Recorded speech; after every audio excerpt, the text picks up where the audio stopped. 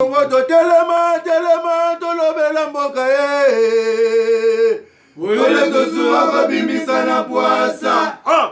Ba député to votaki bazo salarien. Tokende na funa bazo salarien. Kongo tolega na mwamba bazo salarien.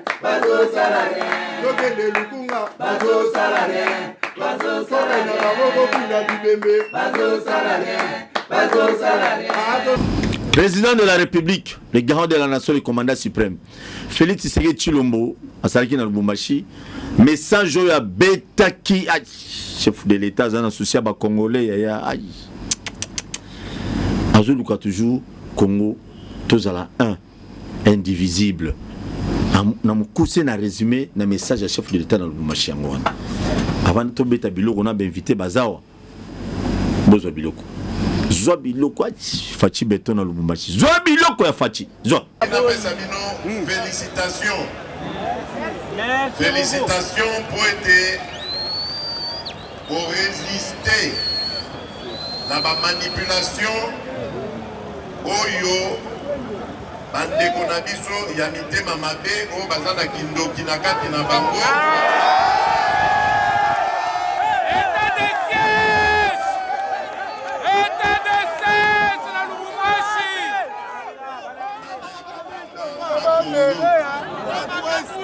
Katanga ezali na kati ya Congo. Katanga azali Congolais. Moto akosa bino te. Na sepeli makasi ndenge otindi bango bakende kozongela makambo na bango kindoki wana.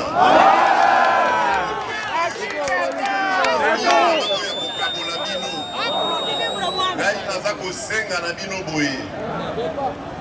Bana batoto ya Katanga bozali ba Congolais. Bolinga bandeko na bino ba Congolais. Tokotonga moko yo elongo na bino. Moto akosala Congo ya ye azali te. Congo ezali ya biso banso. Pe Congo ezali na place ya mwana Congo nyonso azali na place na ye na Katanga. Amen.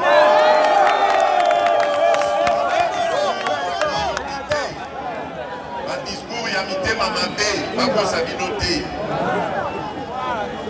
likamwa mibale naye koloba na bino ke mobembo oyo nasali ezali certes mobembo mokuse me bokomona ke lobi nakokende na Kolwezi mpo nakokende kotala makambo oyo nazali kosepela na yango te c'est-à-dire okana biso ezali na ba minerai ebele.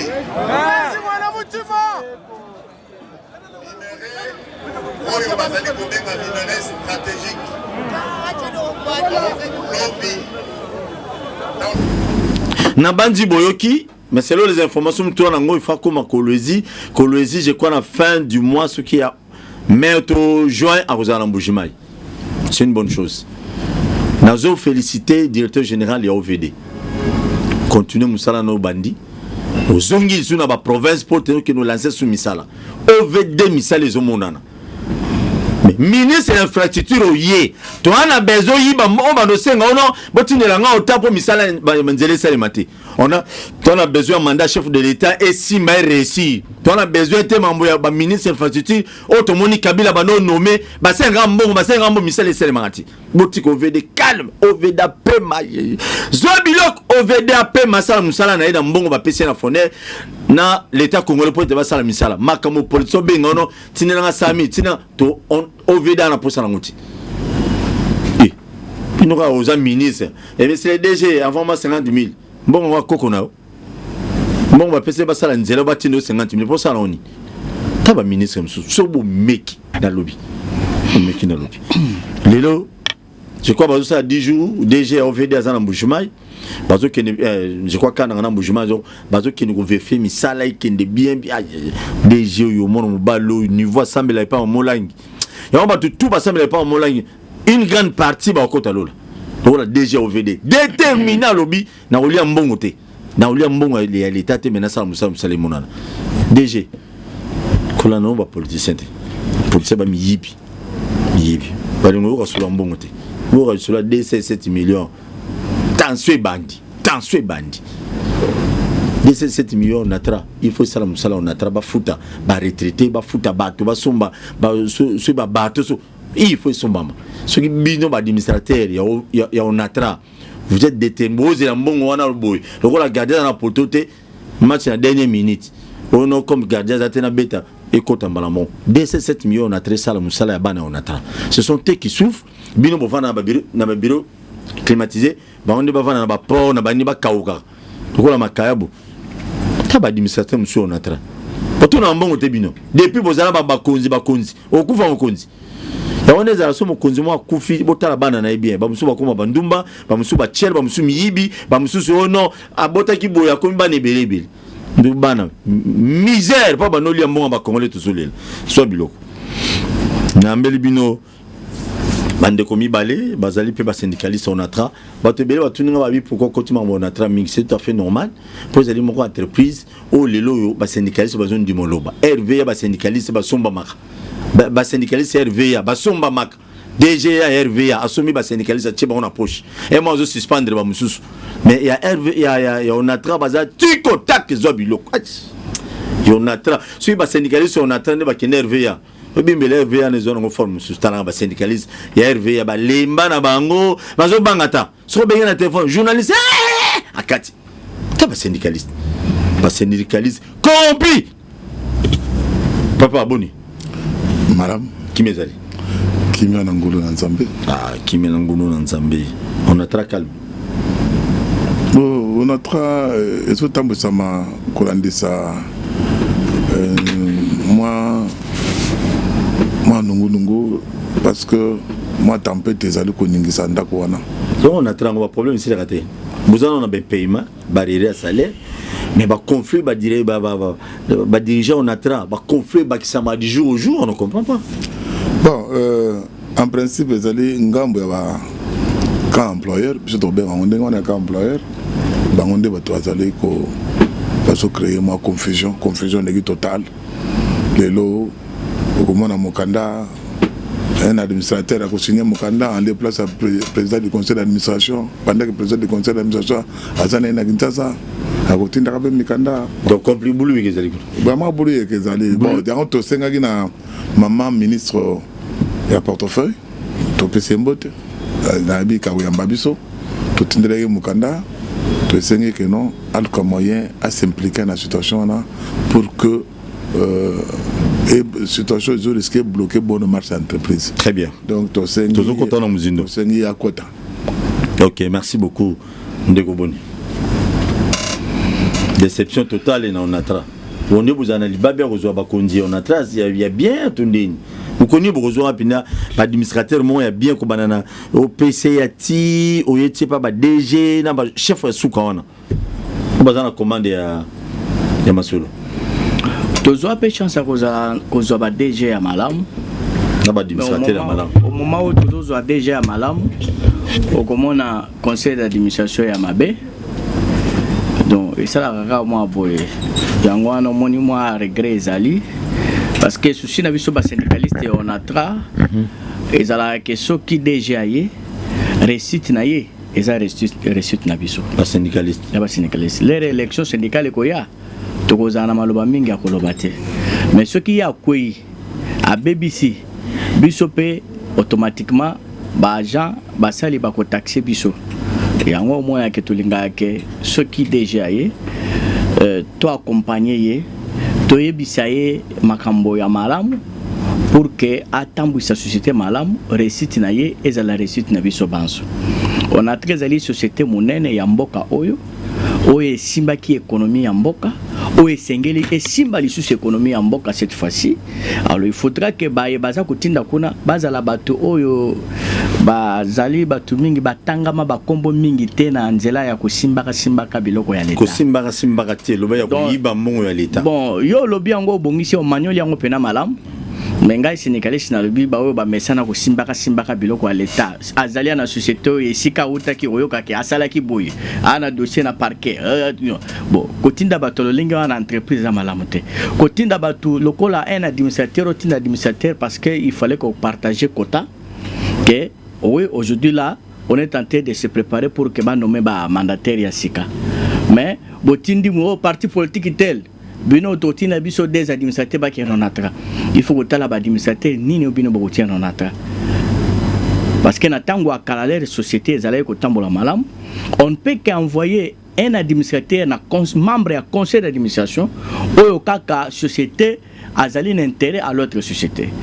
lolenge na pesa ndakisa moko ndenge biso tozala kina jekami naza ko produire ba minerais na yena niveau ya Katanga biso esengeli na biso sikoyo to transporter à partir ya Ilebo ti Kinshasa Matadi produit ya nini ya Matadi Kepoto produit ya Jekamine ozomona alors ben intérêt Jekamine ezana kati onatra ba intérêt pe onatra ezana kati Jekamine nde sikoyo na conseil d'administration onatra bakoyeba kotina biso quelques membres ya Jekamine bakoya ko participer biso pe lokola mais le comment parti politique a choisi la tina administrateur yango ba administrateur mususu bazana maîtrise ata mukete ya situation yonatra baza ko bosa na auditoire na bango koloba makambo ya société libanda na média na place publique na balabala donc ce n'est pas bien ça c'est poser la société parce que aux en maîtrise était mais sengeli ka ko loba parce que aux ali politique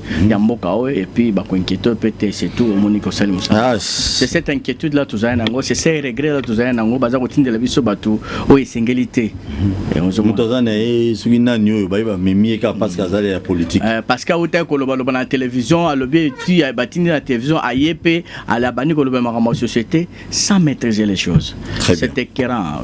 Donc cette fois-ci au moins on a besoin de tout le monde crédible. Tout le monde on a traité même dans l'entreprise union. Boutina bato baïbi musala. Boutina parce qu'à Bundana na parti à Azara na parti na bino ça fait 25 ans. À l'état récompensé na musala mais il est compétent.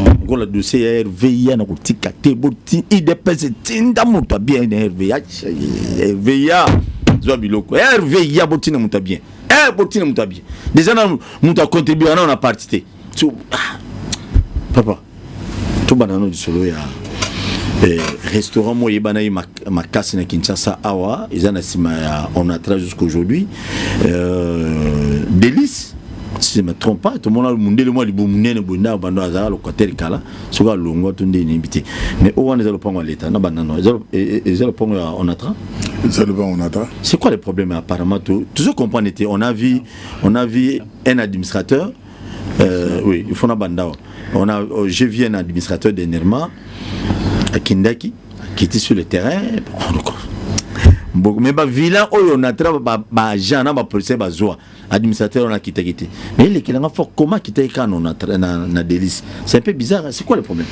bon on va copier ça là ils a pas si mingi parce que toujours qu'on regretter ndenge na otukolobawa problème ya délice ndenge toyokaki na nzela ya bilili non bateki délice tout ça non nous sommes allés vérifier parce que nous sommes syndicalistes en tant que syndicalistes tous on a pour préserver ba intérêt ya nini ya société na ya basali alors ce qui société quoi bateki délice bateki boye yebake basali wana bakoza susu na carrière na bango aussi là ozomona yango biso toza soki likambo ezali pa te toyeba ezali nini parce que avant koloba opinion nationale et internationale bayoka biso esengeli ko manyola malamu situation ezali problème ngo pene ezali nini donc total délice en réalité délice était kamité ndenge toyokaki un administrateur azakoloba bateki lisusu toujours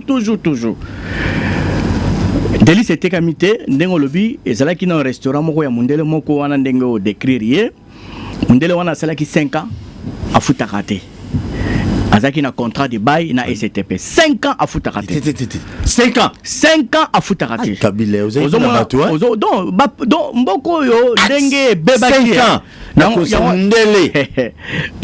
ans à foutu on a entre-temps population on a souffrir. À son temps, là je vais citer le professeur Mokoko Samba a signé contrat na société Torco. Société Torco, Mokoko Samba lobité Mundele Oyo Alongwa, Tozo Batu Mususu. Torco a signé contrat nanani. Mokoko Samba accueilli le DG Oyalanda qui est là ya ayeko sala première avenant. A sali avenant parce que Mundele radio esika non société Torco leur a signé contrat na Onatra. Mundele a boyi mboka na biso na vandi a pe avandi. Tango ya vandi amipikami obika bango soki baye bazalaka na ba parapluie na bango na niveau politique. Yo yebi tenga ebida. Sikoyo Onatra difficulté azalaki na yango pona ko déguerpir Mundele wana.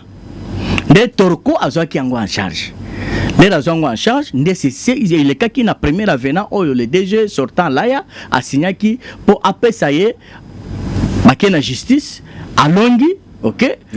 Yé, Torco, à Longi, abe, ici, quand on a signé contrat, on a ce n'est plus pour toi, Pesanga ici, dans sa activité, dans un restaurant, Mundela Boy, nde baké na justice, Torco, société Torco, à Longi, nde suko baiko déguerpir Mundela accueilli. Ce que Torco a l'ingénieur dans l'activité n'est pas la Covid-19 confinement à Kinshasa et Salami. Donc voir avec un restaurant, il est difficile qu'il y ait une période de Covid au salle d'activité. Dès ce quoi, 8 ans est belé.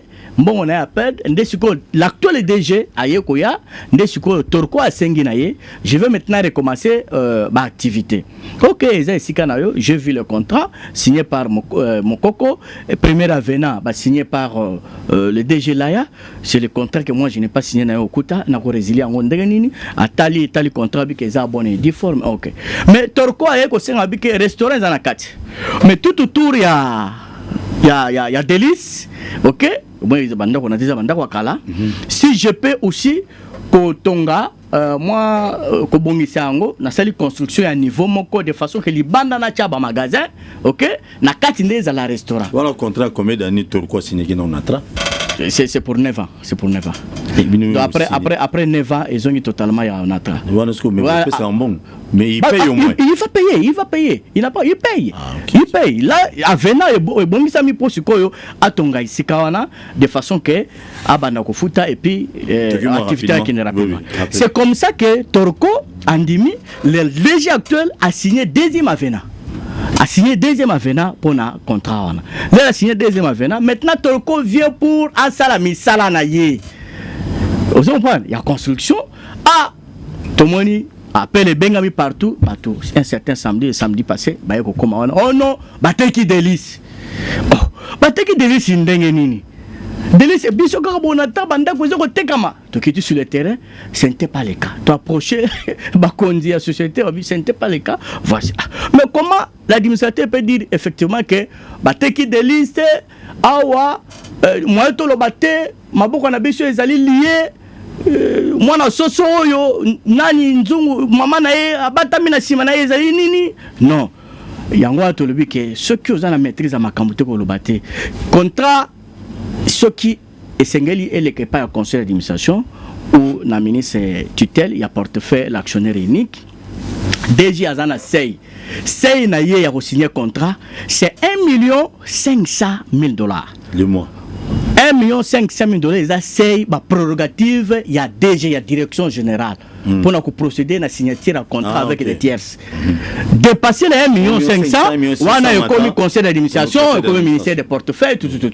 Mais déjà dans la CEI, impact financier. Déjà RV, il y aura bilo balo, il y aura 45 millions. Il y aura voilà.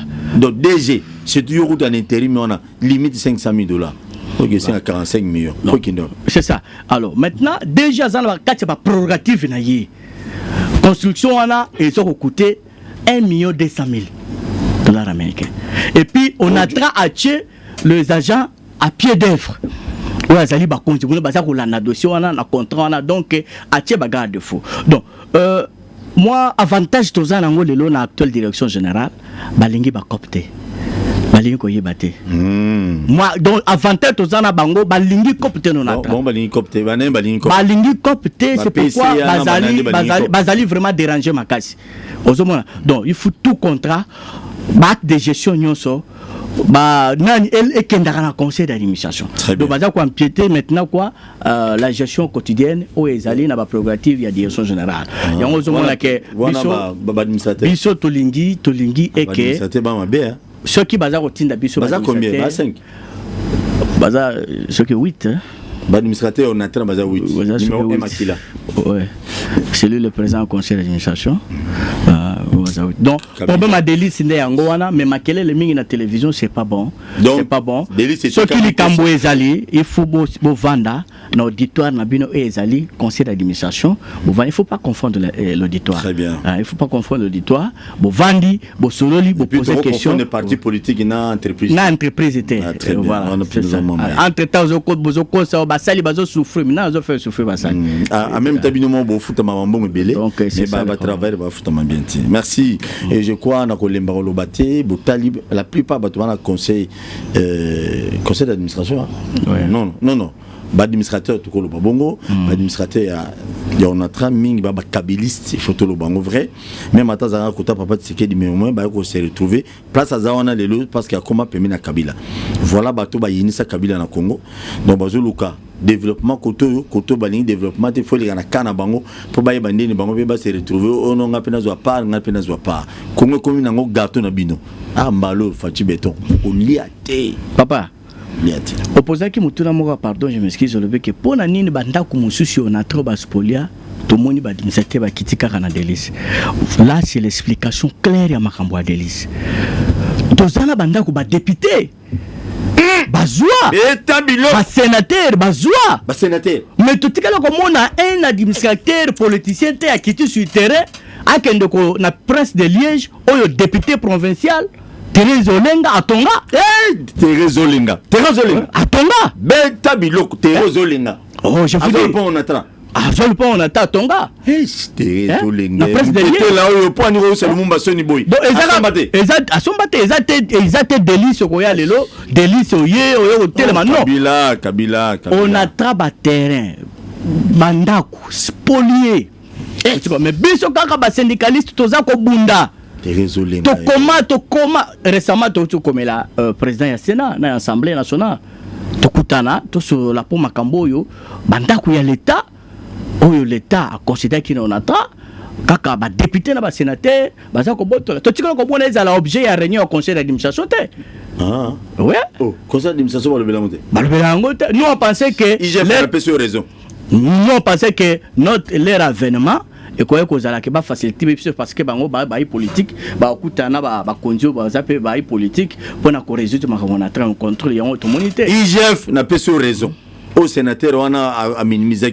na comprendre que IGF on a raison oui ba député bana banda on a tra ba vandi comme ya bazali ba sombate ba tonga ba botolo on a tra ba député bo votaki boyoke ba député bana banda on a trop député on moni lo zo pousser ba tunu ba comme ba député na mboko yango papa surtout qu'il na lisolo yo na tunu musu lelo pena to lia ma minute belete ba port privé na mbaki ndekwarmo la fa passer wa kutone na ministre évolution ezali ya ekangama ou bien négocier politiquement comme les Y tout tient assez parce que maman Congo c'est la bon biso ba bola boy ba tia okate mais ba dossier on au monde négociation politique et côté to bo ça ngwa boti et comme on la nzemo pas ba syndicaliste beta biloko quoi ndeko Paul nazaka na esengo pona kolanda mokonza mboka poso ya lobeli kambo azonga kasimate on a fachi beto le quoi ça le bagi déjà que fermeture immédiate et sans délai et Kokangama.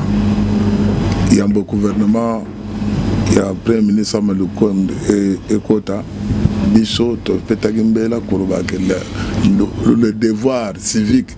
Il y a premier ministre, il y a prochain ministre des Transports, donc l'actuel ministre des Transports. Donc pour la Bichot, on va dire que tout à côté de bureau, et le quoi le besoin qu'on a arrêté.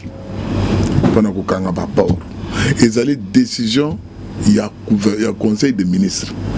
Une décision du conseil des ministres est comme exécutoire et opposable à tous.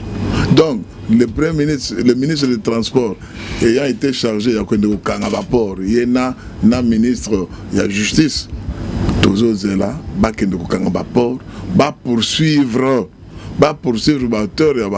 opérateur économique sur le plan de la justice. Muto a fourni des éléments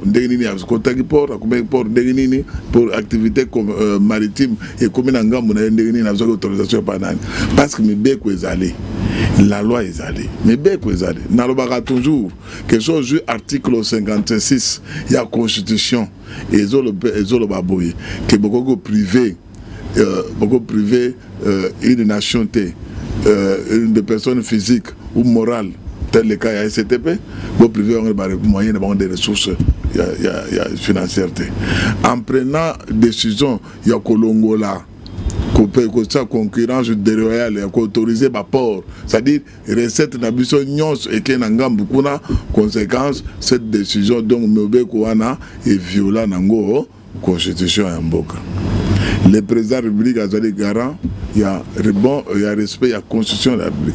Les ministres, les hauts magistrats, nommé Bino. Mais Moussa n'a bien se recherche des infractions, non?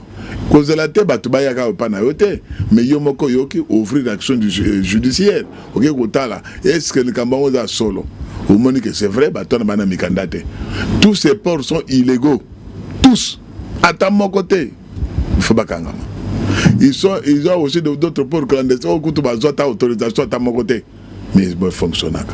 Dans la province de Congo central, que ça là, peut concurrence. Les commerces maritimes internationaux, ils allaient à apanage et à celle entreprise ONATRA. Les autres, les STP. Boninga te ezali sala port na yo ke no beta na po bato ba ko bina na bango ba kanga lo bataba mbisi o sa soma munini tourisme. Voilà, mais pour le commerce international, ndenge sala mawana, ndenge MZT azosala, ndenge Sokope azosala, ndenge Kuntala azosala, na ndenge ba poro msozozoko ba krime yaka butu et utaka na camion ba charger et donc tout cela ezali monopole na bango to ezali monopole ya STP. Donc voilà pourquoi excellence monsieur le ministre oyambaki biso oyogimbela na biso. To boyi ça doit pas prendre beaucoup de temps. Vous savez, c'est qu'on a parce que le ministre, c'est un ancien syndicaliste. C'est un syndicaliste aussi. Ministre des Transports. Donc, ça veut dire que tous les ans, même métier. Même métier. Donc, il y a que défendre l'intérêt, il y a Bassali. Donc, conséquence, tous les ans, là, il y a qui t'arrête à Congo, au Kangaba port. Ou soit, au Sali note pour instruire le gouverneur. Botange rapport ou analyste nango ezali webse gouverneur akanga bozui procureur kuna na Congo central abandi ko interpeller batu au moins c'est là que c'est toi qui doit être fait sur le plan sécuritaire ministre à l'intérieur vous allez être obligé et que côté la belle Cambouana parce que vice premier ministre même sur le plan de sécurité le conseil des ministres il dit que même dans ces ports là bas service de sécurité ils ont battu marmoni les autres kanakati kuna biloko ça mana butu biloko monsieur bimaka ils ont battu sur une côté nene bimi ainsi de suite un jour dans la mokaka boyono kuna pe ici yindi to comme ko benda lelo to comme état de siège na est. Monsieur, il ne faut pas attendre 2 ans plus tard pour un état de siège côté na Congo central. Très bien. Maintenant que il y a une excellence qui est na Congo central. Na bureau na yo to pesa kyo banin a no soko tali ordonnance aux pesa portant cahier de charge à Onatra l'article 1er au tali na point 3 et point 6 place monopole de Onatra yango wana donc mais pour le solo il y a port en eau profonde. Les ports en eau profonde d'abord toujours remercier chef de l'État. Parce qu'il est en train de revisiter l'article Nyon sur Ndenge Samagi Liboso. Et là, c'est de voir que c'est le même opérateur. Quand opérateur en Deep World, il y a qui Bandakala, à Salapé le côté, il y a un contrat Liboso, à Salapé le côté, et s'il est en les lois babandi renégocier mais et moins avantage de dire que non faut pas intégrer biso mais biso doit faire une chose to le boy pour à nos profonde excellence Muguzamboka on a très beaucoup faté kolingate mon opérateur économique atonga payer mon quoi gérer voilà soit atonga à gérer et quoi m'habite parce que wana l'air wana activité wana et quoi on a traité ma soeur ne comment on a pour on a ma soeur comment souté mata di bombe et quoi maté donc conséquence to comment dans la même situation tout ça on le toujours déplorer que non situation exacte to comme dans mais tolobi akoki be ko tonga na ye ko la bi que non fa tonga ko tonga na ye oh mais l'état zo nyongote nyongo na bosenga na on a traité yo moko geraka mbongo geraka port wana mais mbongo osanini ozongi saka jusqu'à comme un nyongo mais ça la tête parce que y a un bon et comme il faut y moka gérer privé moka ton abongisa kamboka zate très bien privé ya au sala ba faire et puis to comme to risque to comme esclave parce que so privé wana si manaye azana badinga na multinational musoso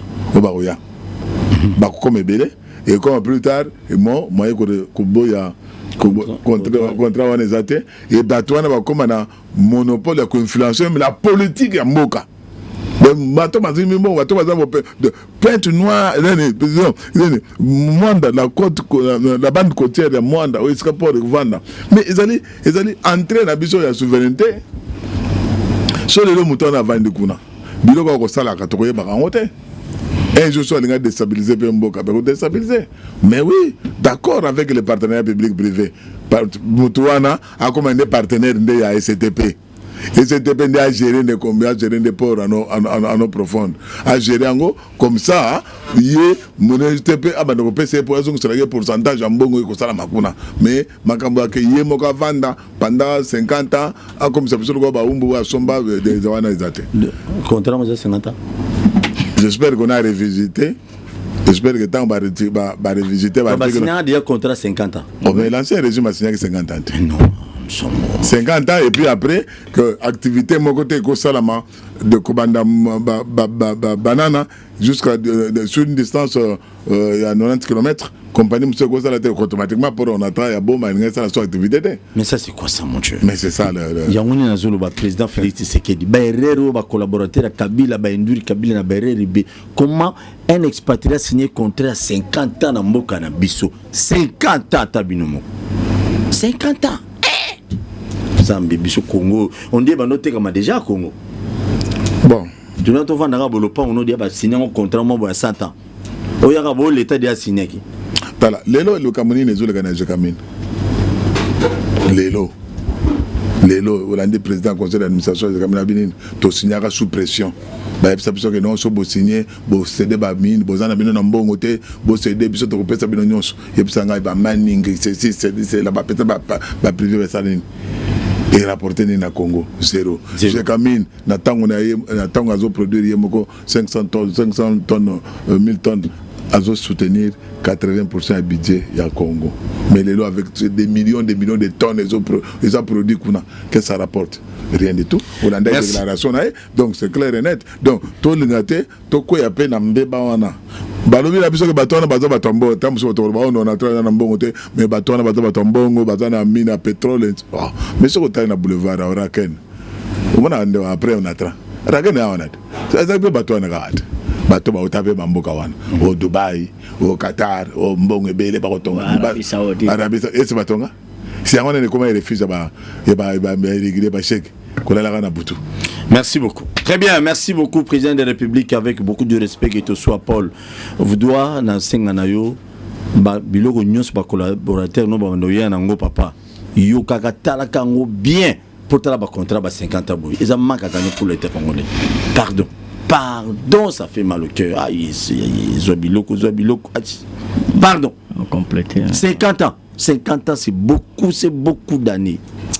Beaucoup d'années qui n'ont souka andeko na tout nous parce que j'étais informé que nos syndicalistes on a tra ba fondé bino na parquet profiter quand on a malamo sangisa pour que malamo parce que minute zo qui n'aime déjà nazoko kende na ko compléter ndeko to zali na esengo mingi pour un gouvernement oyo Fachi alingi qui a travaillé na yango et le gouvernement oyo azako yoka et puis azali ko salela vision ya chef de l'État parce que le gouvernement passé on est qui présente dans le bakiango que bazako to ça été makamu so bazako lo bazako to ça té y compris pas décision après ça qui instruction après ça qui sur la fermeture ya ba port mais tout le monde na programme ya premier ministre actuel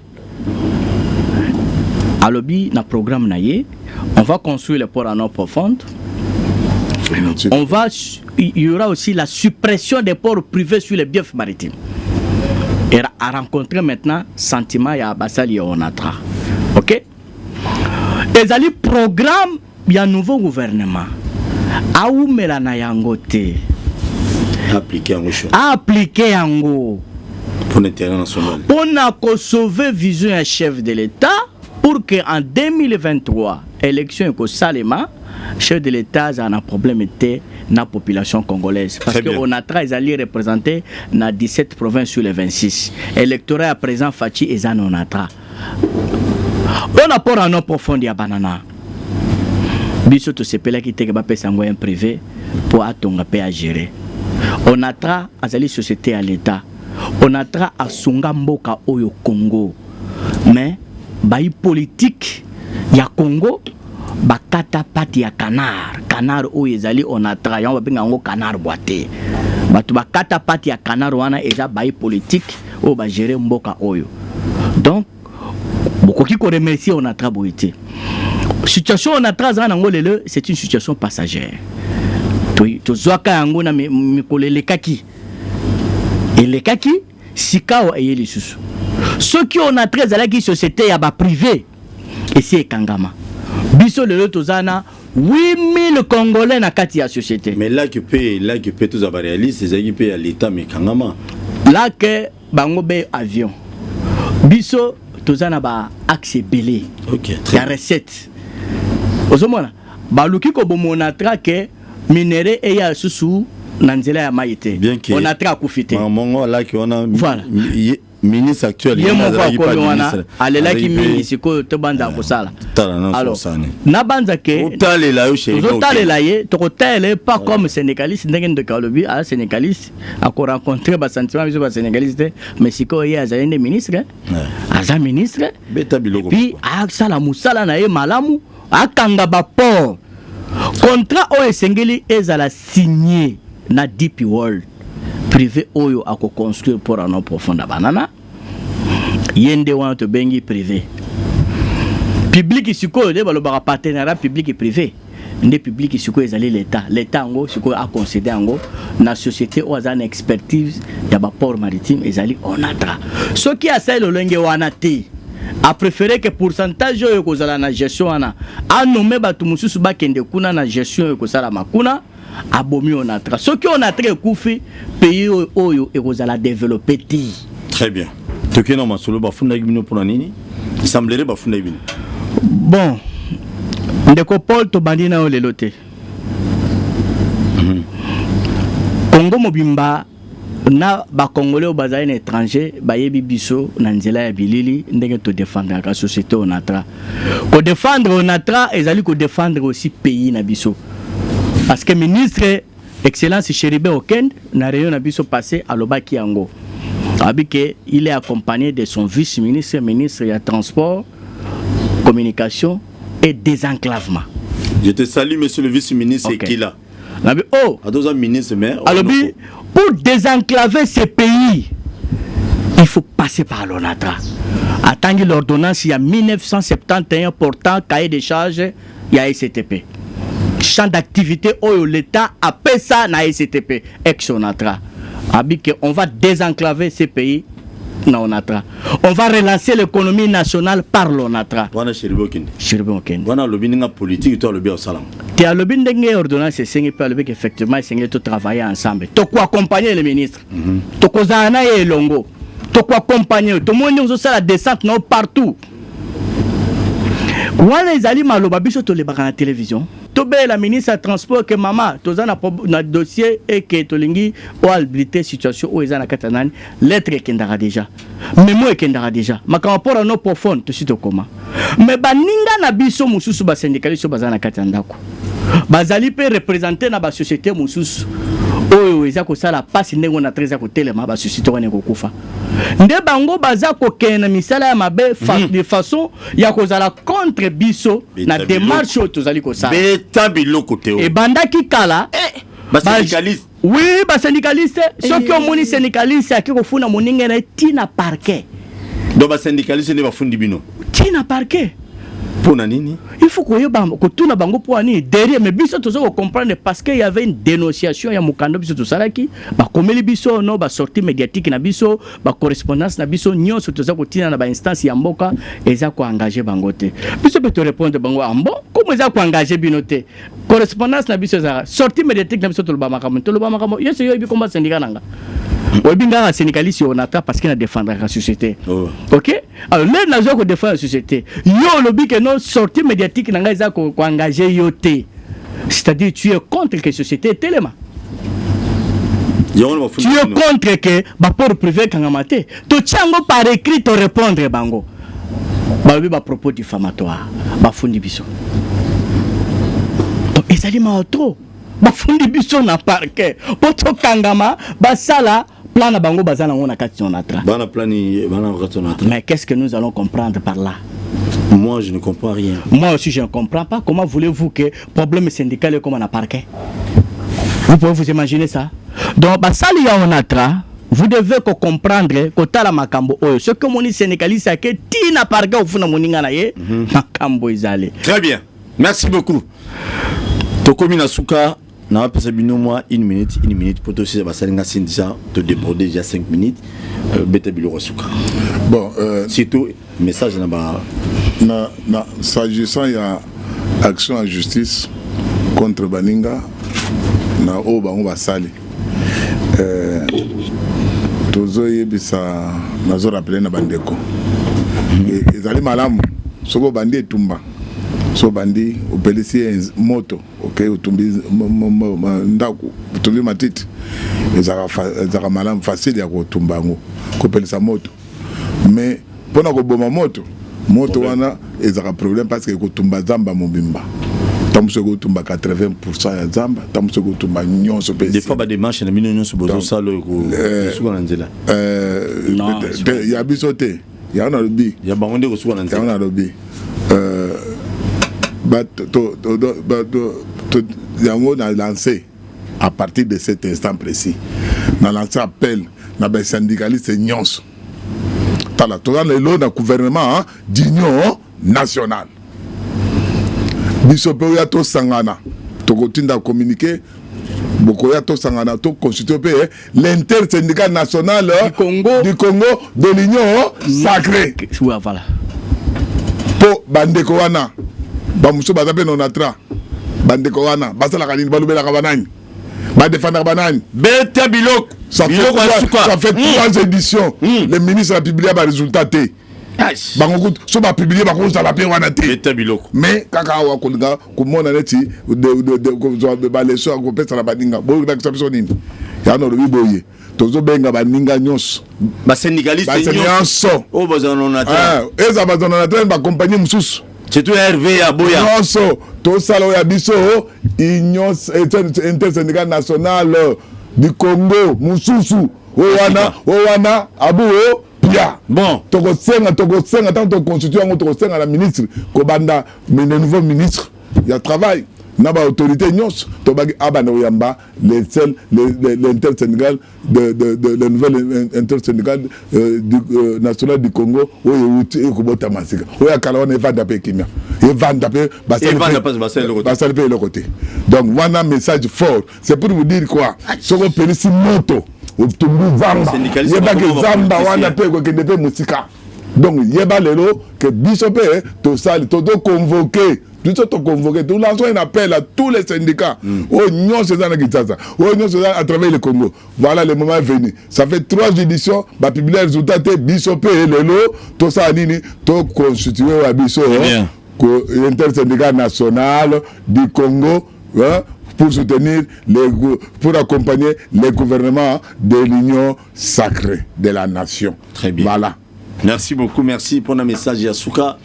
Numéro 30 secondes s'il vous plaît. 30 secondes ngai nako senga na président de la République na landi discours na Lubumbashi alobi ke batuana bazali ko zonga po basala ba discours na makamu na bango ya kindoki. On a président de la République alobi yango. C'est le bien. Makamu na esalinga bien. Betabilo. Ngala zoloba nga maloba ya président de la République actuelle aloba lokola syndicaliste onatra. Syndicaliste onatra ba ba fundi biso te lokola ba mukala kade ba arma usase ba kafisi. Ce sont les trios là, dont les trios syndicalistes oyo bazako luka société est tellement désenseteya et résoudre des problèmes. Il y a société recette mata totala et fouteli ya basali payezon dans les mois salaire et zo valeur OK mais bao bazako benda biso singana se baende bandoki oyo chef de l'état atangi atangi alobi ke bato bazako yana ba discours ya kindoki chef d'état alobi yango na Lubumbashi na discours na ye. Alors sikawa chef de l'état makamba pora no profonde tala yango malam ministre na yo ya transport a reconnaître que pour relancer l'économie nationale congolaise il faut passer par l'ONATRA. Ce qui gestion on a ezali na maboko y'ONATRA te ya pora no profonde économie ya mboka komatate et komatata mokolo moko te tomoni régime passé va créer ba société privée belé et résoudre le problème social ya ba congolais et résoudre le développement pays à Congo le développement ya Congo le social ya ba congolais ça ne peut que passer par les billets ya ba société ya l'état au régime passé à Bomaki. Très bien. Merci. Merci beaucoup. Merci beaucoup na ba invité na nga ba syndicaliste onatra je crois on a mabango et ali moko ya ba contribution na biso bato soit pour mongo na bango comme les na banda ko comme un peu partout na quatre ko ya monde. J'ai dit un grand merci na ba diaspora nous va soutenir ba syndicaliste onatra on va soutenir ba syndicaliste bien RV ya ba banga syndicaliste ya banga ndenge ni syndicaliste RV ya bozandenge ni ba syndicaliste oyo ba syndicaliste RV ya ba kanga bino ndonko bolobaka te syndicalistes zo biloko syndicalistes servés à Téléma.